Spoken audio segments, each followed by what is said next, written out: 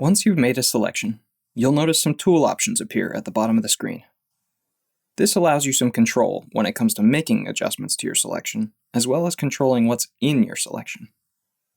Let's start with rotation. With rotation on, you can use 2 fingers to rotate the selection.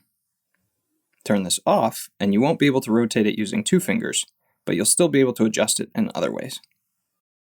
If you want to rotate an exact number of degrees, just tap and hold on the status bar and type in the rotation value. A single tap on these values allows you to access more precise ways to adjust the selection, but we'll cover more about the measurements panel in another video. Scale means that your line thickness will scale according to the size of your selection, as opposed to stretch, which retains the current thickness of your stroke. Turning it off disables the ability to resize your selection. Filters let you control which items are chosen rather than altering your selection.